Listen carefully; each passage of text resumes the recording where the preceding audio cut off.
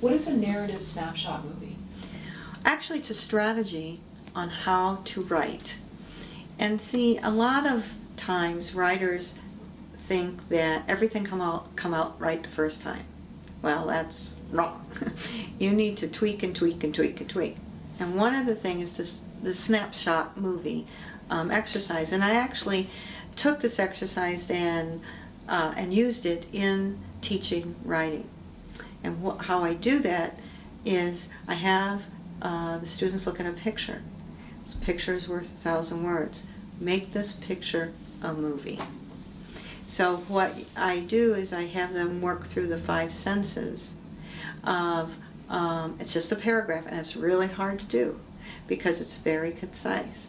So how does it taste? How does it feel? How does it smell? And you walk through it. And so this paragraph of this picture has to become a movie. And so my whole book is, I call them scenes, because they're movie scenes. And I picture everything as if you were watching it. As a director creates a movie, a writer creates the book. It's the same process. But you use words instead of pictures and actors. So let's say you have a photo of a man talking to a woman. One student might interpret it as he's professing his love to her. Another one would say he's breaking up with her. They interpret what. Mm-hmm. But see, they have to go deeper than that. What in that picture makes you think he's breaking up with her? The way he's standing,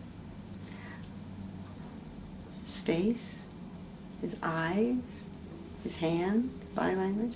What makes you think that? So it's just not the global thought, it's the details. And again, I have my own little thoughts on things, but I believe the details in the history and the characters make the difference between a good book and a great book. Because the details evoke the emotion, and the emotion makes you connect with the story. And if the details aren't there, it's just one of those, I hate to say this, romance novels that was very popular and many like to read. My girlfriend loves romance novels. She had a hard time reading mine. It didn't really interest her because it was too detailed, too much information. She didn't like it. So she says, good story, good story. Men and women would always like it. Either one will like it. But she didn't. You know, she just said, I just like my romance novels. And there's a niche for that, and that's fine. But see, mine's a historical genre. So you kind of fiction, you know, and so it's a different niche. You've got to like the niche. Well, for me, like, I love Judy Blume. Oh, yes. I never liked the teen, the Sweet Valley High, whatever, and that's not to no, say, but I like Judy Blume, how she put a lot of detail in her stuff. And she also touched on topics that most of those didn't, but, or somebody like a Natalie Goldberg, and she puts a lot of detail in what she writes. So do you think that some people can't handle that detail? Do you think that's too much? It's not that they can't handle it, they just don't care for it. I see. You know, it's like my friend, I want something just light. I just want something I can just get through. I don't want all that detail that I have to think. You know, and that's okay. It's like when I was a principal at a private school in Palm Beach, I'd be so tired and the 2 shows that were on, now I hope I don't offend anybody, but the 2 shows that were on when I came home were Hercules and Xena the Warrior Princess.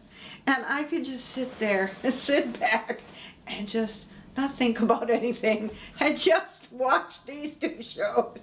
So, you know, it was needed at that time in my life. Nothing real heavy, sure, but of interest to me. I kind of liked it, you know.